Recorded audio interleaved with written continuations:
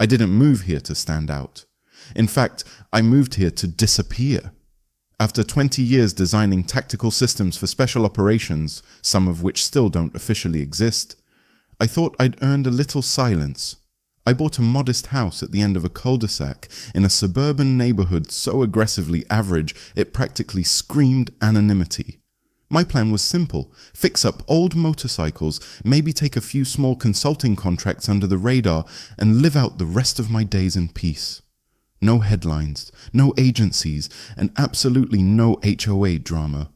I should have known better. The first sign of trouble came not from within, but from the outside. A clipboard, a measuring tape, and a woman named Karen. She introduced herself like a mission briefing. Firm handshake, plastic smile, eyes that scanned like biometric sensors. Her first words were, "Just making sure your mailbox complies with HOA height regulations." I was still unloading boxes from my truck. I offered a non-committal grunt and turned back to my garage. "What's in there?" she asked, nodding toward the reinforced titanium doors. "Tools," I replied. Not a lie, just not the whole truth. I figured that'd be the end of it. It wasn't. She filed her first complaint within 48 hours. Something about unusual humming from my garage. It was my battery core stabilizer running diagnostics. Next came a complaint about my trash bins being suspiciously armored. They weren't armored, just reinforced.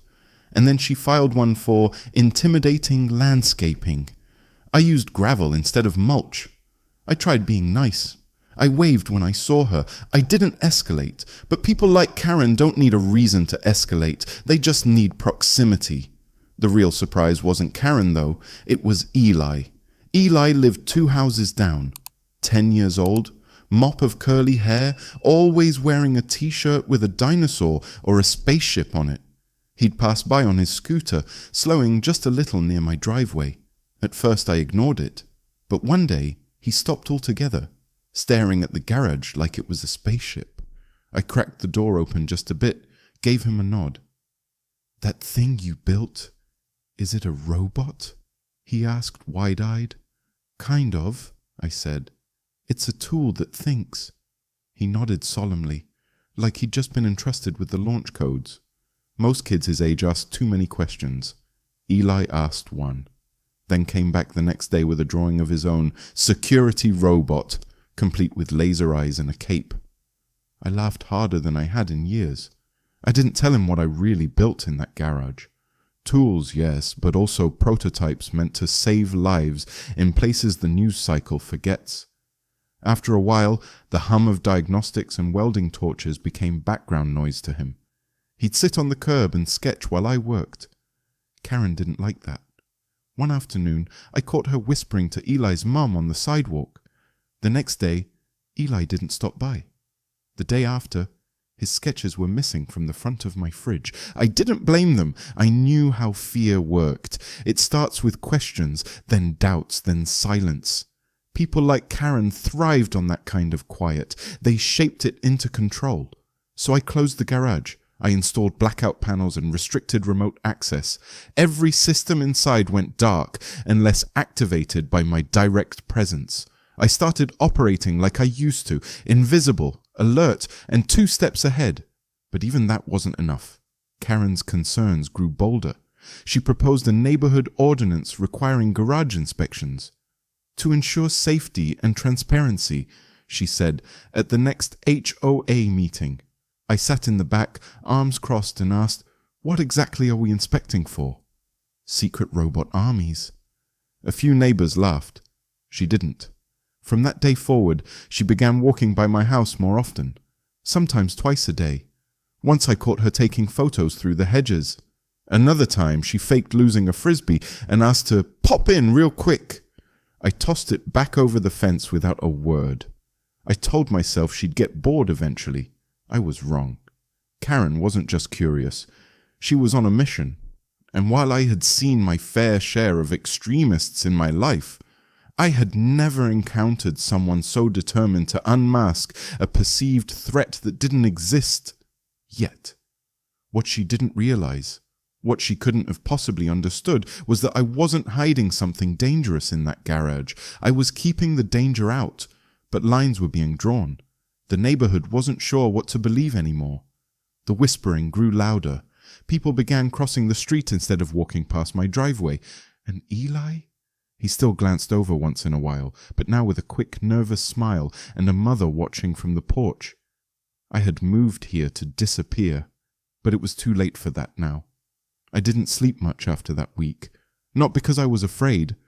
Fear was a luxury long burned out of me, but because I could feel the situation tilting, like pressure shifting in the air before a storm.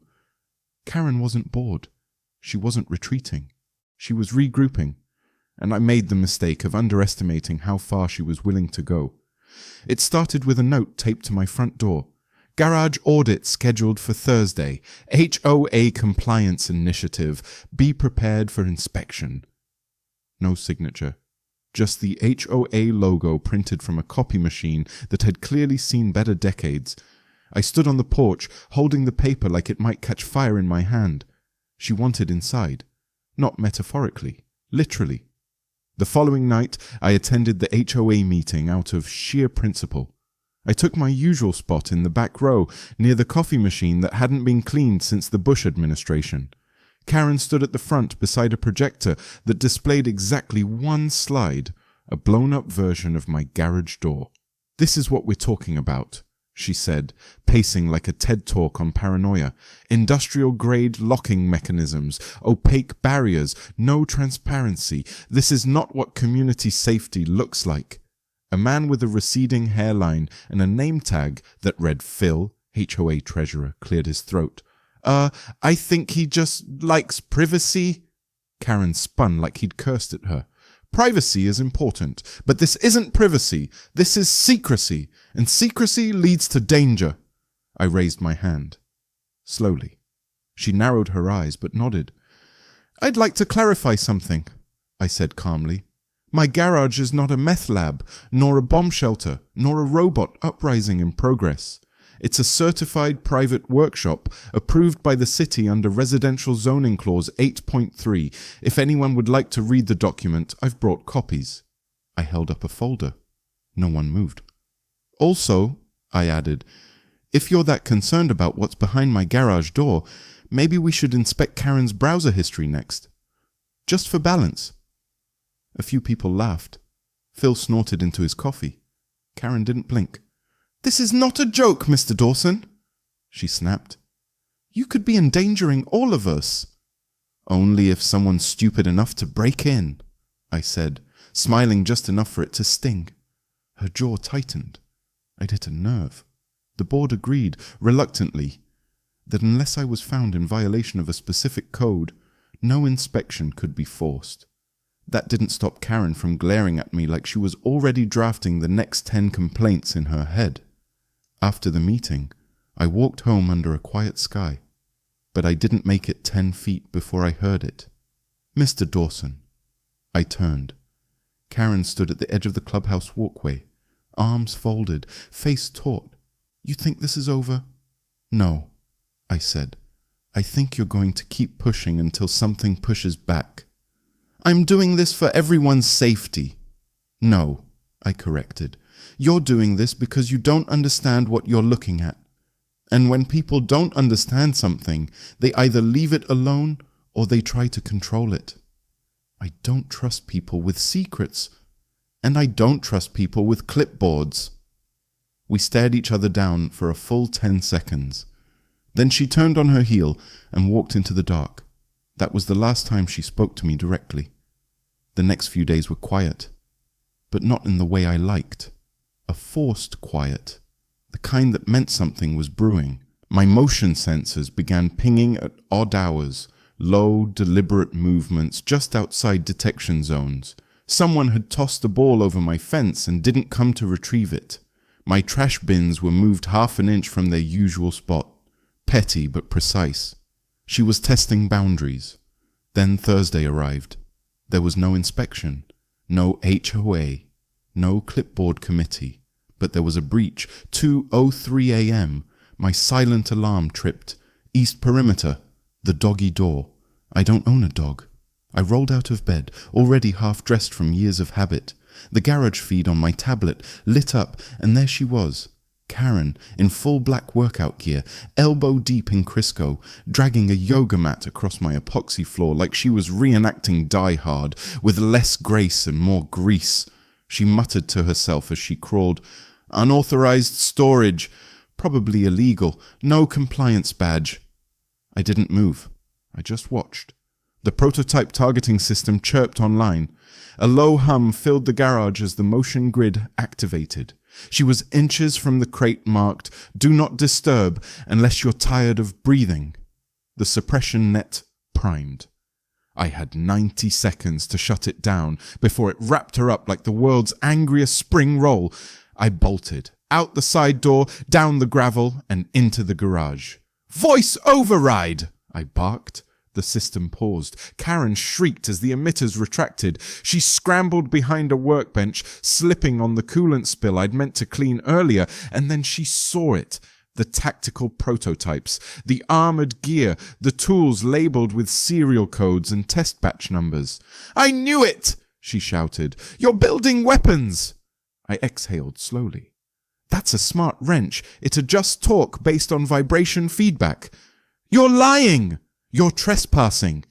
This is a violation of—" "This," I interrupted, "is a certified lab with federal clearance. You just broke into it, and now you're one step from a felony."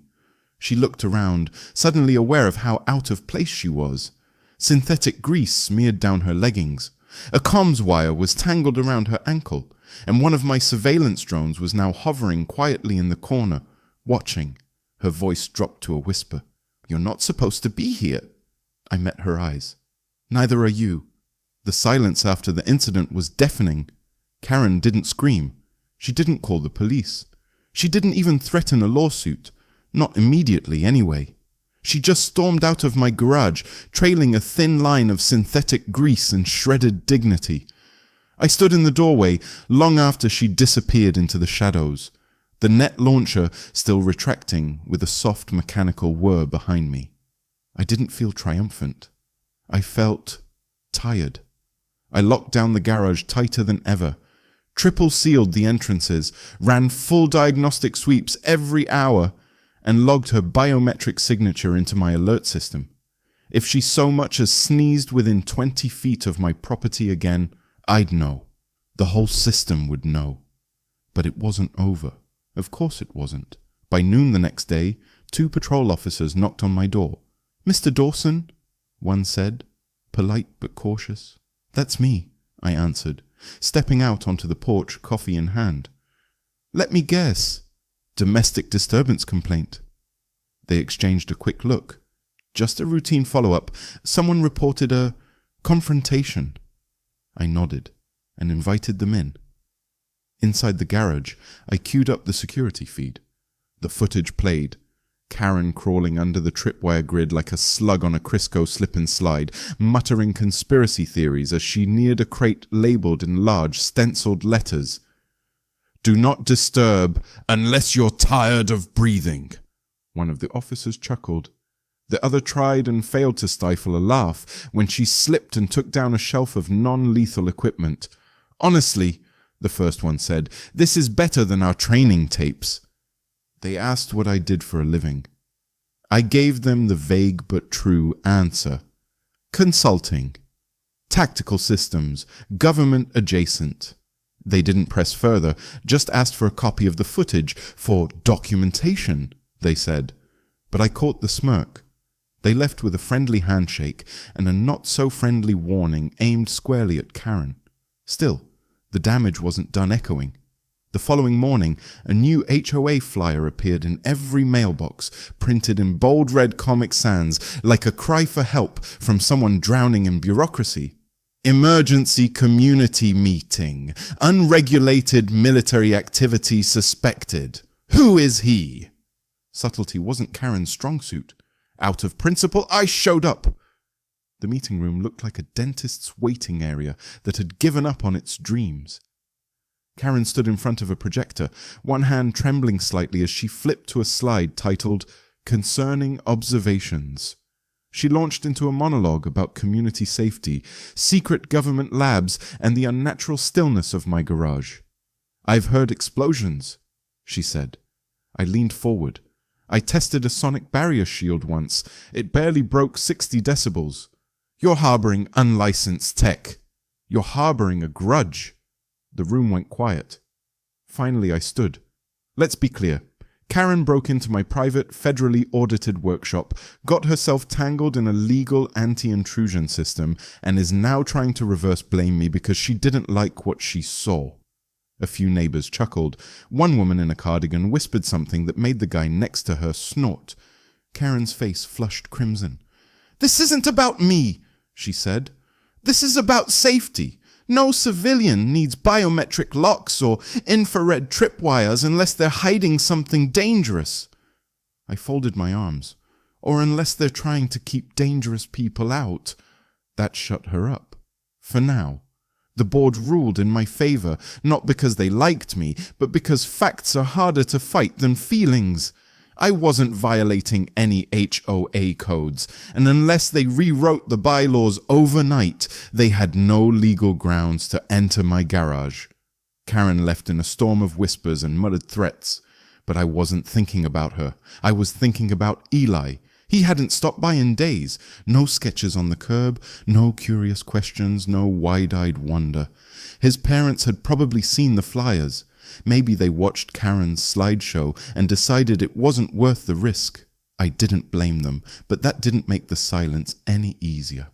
I sat alone on my porch that night, sipping cold coffee and listening to the hum of the garage as it ran a fresh diagnostic. The sun dipped low behind the rooftops, casting long shadows across the street.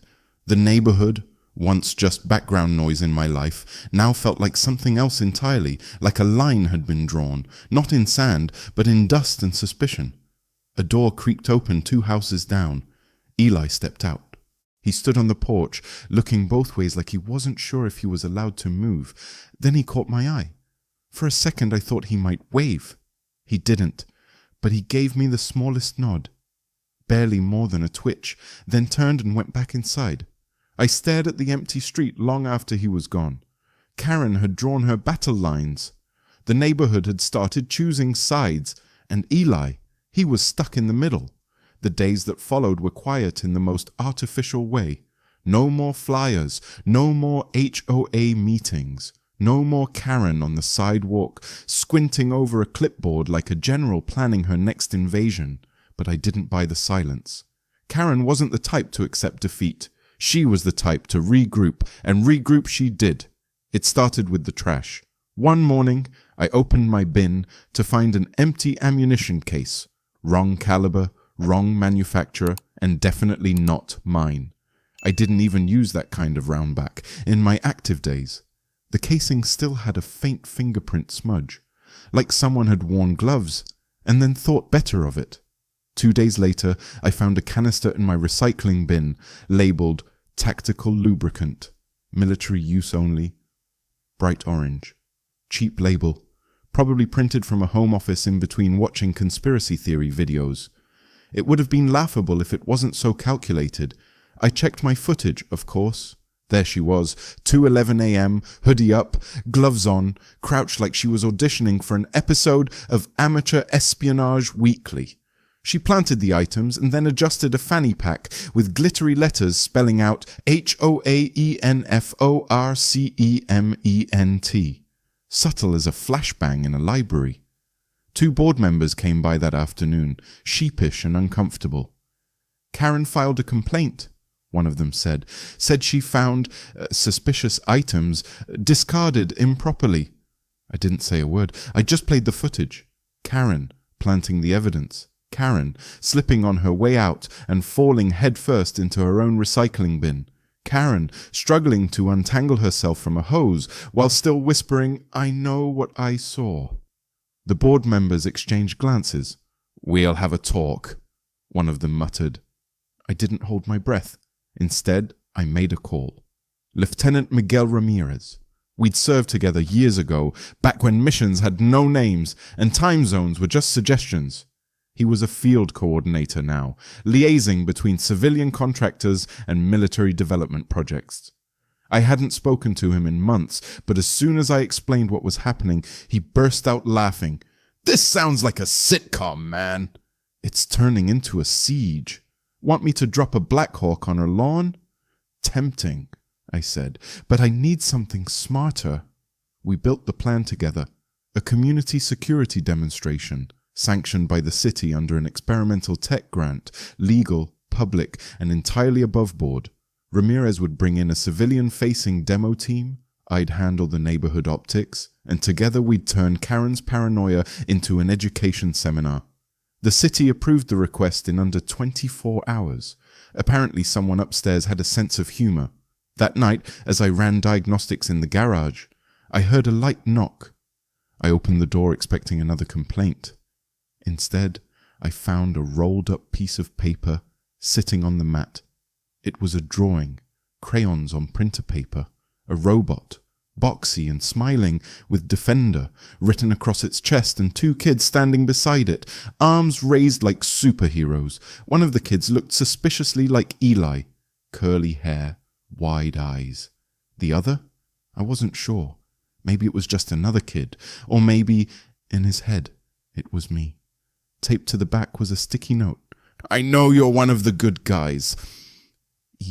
I stood there longer than I cared to admit, that drawing in my hand, the garage lights humming behind me like a heart still beating in the dark.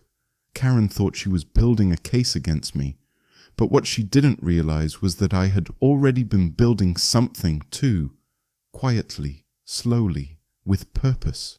Not just systems, not just defense, but trust. The kind that couldn't be planted, faked, or photoshopped. That drawing went straight on the wall above my main workbench, next to my certificates, next to my first schematic, a reminder that not everything worth protecting was made of circuits and steel. Some things were made of crayon and courage. The drawing stayed on my wall as I prepped for war, though in this case the battlefield was the HOA clubhouse, and the warheads were battery-powered and demo-approved. Ramirez and I coordinated everything down to the second. His team, dressed in civilian polos and khakis, would roll in with the gear at 0900 sharp. Drones, vault systems, biometric locks, suppression bots, all scrubbed of any military markings and wrapped in the friendly gloss of a community safety outreach program. Everything we did was legal, public, educative, but every detail was chosen to make one specific person sweat. Karen. The day of the demo arrived like thunder in a blue sky. Sun blazing, kids on scooters, folding chairs blooming across the cul-de-sac like spring weeds. Neighbors filed in with curiosity written all over their faces. Some brought lemonade, others brought suspicion. I brought facts. Ramirez shook my hand in front of everyone like we hadn't shared blackout missions in hostile zones. "Mr. Dawson," he said formally, "thank you for inviting us into your community." "Pleasure," I said, playing along. "I hope this helps ease a few minds." He smiled. It usually does. Karen arrived 10 minutes late, oversized sunglasses, clipboard clutched like a life raft. She paused when she saw Ramirez's team unloading a small biometric vault onto the clubhouse lawn. Her lips moved, but no sound came out. The demonstration began with a friendly walkthrough.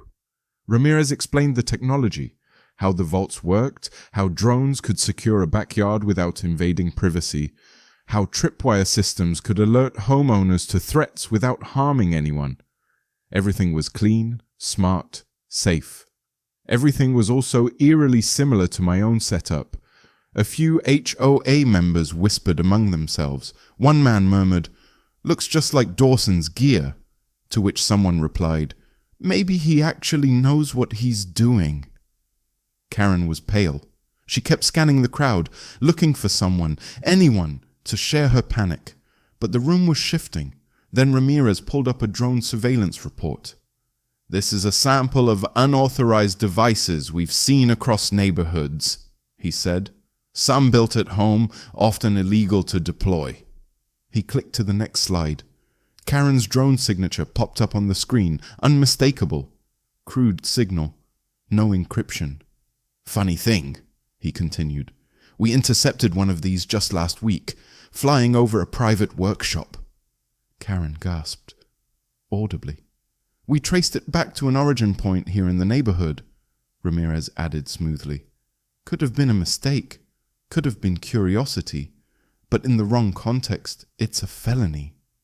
She stepped backward into a lawn chair. The metal creaked, and then came the finale.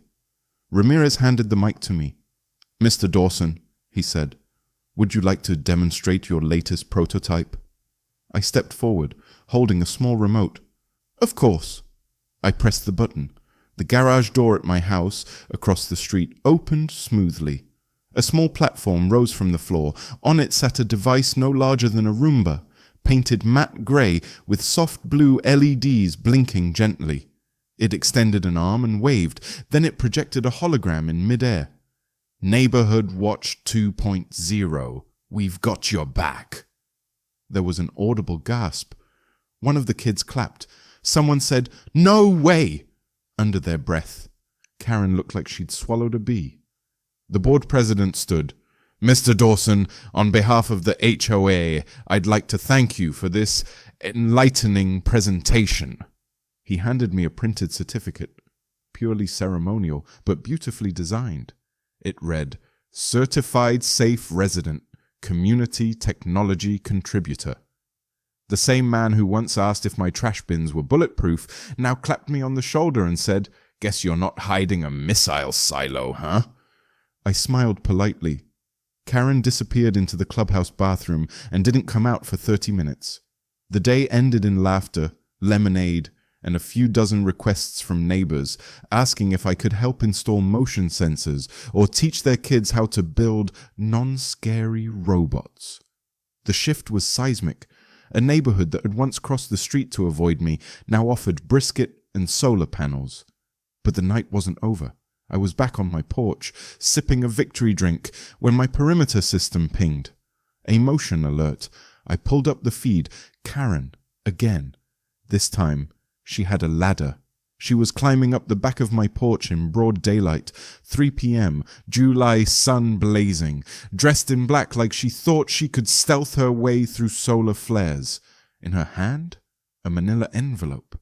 The microphone caught her muttering, I'll serve him myself if the system won't. As soon as she touched the garage door, the speaker system kicked in with its pre-recorded message. Hi, Karen. Please step away from the property. This is your third uninvited visit. This action is being recorded and has triggered an automated notification to the local precinct. She froze, looked around like she was hoping for a sinkhole to open beneath her feet, then tried to walk away as if nothing happened. She didn't make it to the sidewalk before a patrol car pulled up.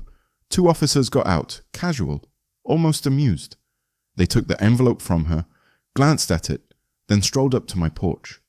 Looks like she filed another small claims complaint, one said, handing me the papers. Something about psychological warfare via keypad. I laughed. He did too. By the way, that drone footage, better than our last 3 training modules. We may owe you royalties. They left. Karen sulked back to her house, and I finally sat back and exhaled. The war wasn't over, not completely, but the tide had turned. The community had seen the truth. The HOA had shifted. Karen's grip had cracked, and maybe most important of all, when I looked across the street, I saw Eli on his porch, holding a toy robot made from cereal boxes and glue sticks. He lifted it in the air like a trophy and grinned. I saluted. He saluted back. The days that followed felt like the air after a thunderstorm, charged, clean, and oddly calm. For the first time since I moved into this neighborhood, people smiled when they passed my driveway. The whispers were gone. The stares had turned into nods, and the silence, finally, wasn't laced with suspicion. Karen's house, once the unofficial surveillance hub of the HOA, went dark. Literally. Curtains drawn, mail uncollected, no clipboard sightings. Rumor had it she'd stepped down from the HOA for medical reasons. Others whispered about an emergency board meeting where someone finally told her, point blank, to back off. I didn't care what story people chose to believe. What mattered was that she was done. But the neighborhood wasn't finished. Not with me. It started with Mr. Halia, 3 doors down. He brought over a full smoked brisket one afternoon and asked if I could help him install a garage camera. Then Sheila, the same neighbor who once reported me for not edging my lawn properly, offered to host a community potluck in my honor. "For everything you've done," she said, awkwardly avoiding eye contact, "and for making Karen cry in public." Apparently, that had bonded people more than I ever expected. By the weekend, the cul-de-sac transformed. Folding tables lined the sidewalks. Lawn chairs were scattered like campfire seating. Someone brought a karaoke machine. Another brought cupcakes with edible drone toppers. I stood by the grill flipping burgers while kids ran around pretending to be security bots. Someone had even made a t-shirt that read HOA Defense Force, powered by Rex. I pretended not to notice, but I smiled.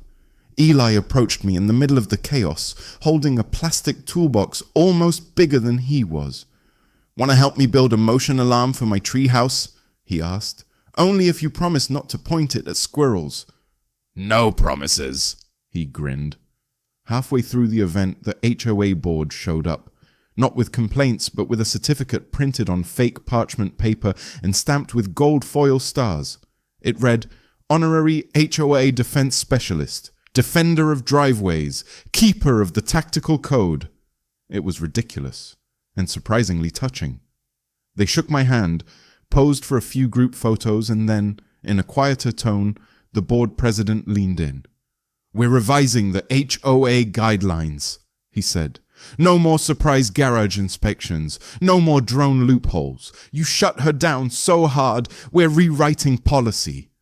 I nodded. It was more than I expected. Maybe more than I deserved. But of course, Karen couldn't vanish without one last encore. 3 days after the potluck, I got a notification. Unusual motion on my property. It wasn't a breach, just odd. I checked the camera.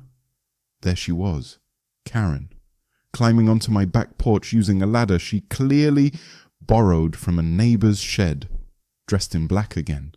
At 3 p.m., again. She held another manila envelope. The camera mic picked up her voice. "I'll serve him myself if the system won't." She touched the edge of my garage door. The speaker activated. "Hi, Karen. Please step away from the property. This is your 3rd uninvited visit. This action is being recorded and has triggered an automated notification to the local precinct." She froze, tried to back away casually. Didn't make it 2 steps before a patrol car pulled up. The officers took the envelope, walked over, and handed it to me. "She filed another small claims suit," one of them said, sighing. "This one's about psychological trauma caused by keypad messages and community betrayal." I chuckled. "Toss it in the bin. I've got more important things to do, like building a motion-triggered sprinkler that spells her name." The officer grinned. "You've got fans at the station, you know. That drone footage, best training video we've seen in years." That night, I finished the sprinkler. It didn't actually spell Karen, but it did spray a pleasant mist and light up in soft purple if triggered. I called it the Karen Cloud. The next morning, a kid ran through it by accident and squealed with laughter. Apparently, tactical deterrents make great playground gear. Later that week, I received a letter, official looking, but not from the HOA or the court. It was from the city's public safety commissioner.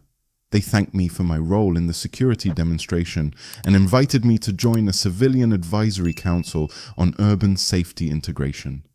Said they wanted people who understand both technology and community trust. I stared at the letter, then looked around my garage. Half of what was in there started as experiments, jokes, or therapy after too many years in the dark.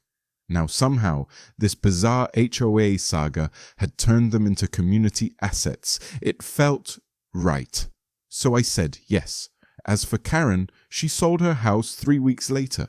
Moved to a gated community on the other side of the city where the HOA was run by retired federal judges and 3 lawyers with nothing but time.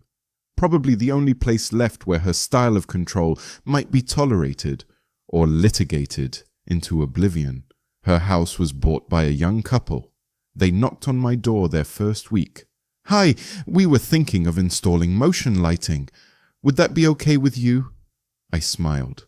"Absolutely. I'll help you set it up. First one's on me." They brought cookies, no clipboards. Months passed. The neighborhood settled into a new kind of quiet. Not fearful, but secure. People still asked me for help. Security installs. Sensor tweaks. Sometimes just advice. My garage, once a fortress of solitude, had become something else entirely. A symbol of calm readiness, shared learning, and a little bit of rebellion. I even added a side entrance.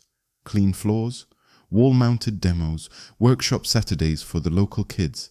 One evening I stepped outside and saw a drone hovering over the park. Not one of mine, just a store-bought model, flown by a teenager from down the street. He saw me and waved. I waved back. Karen had come into my life to tear down a mystery. Instead, she helped build a legacy.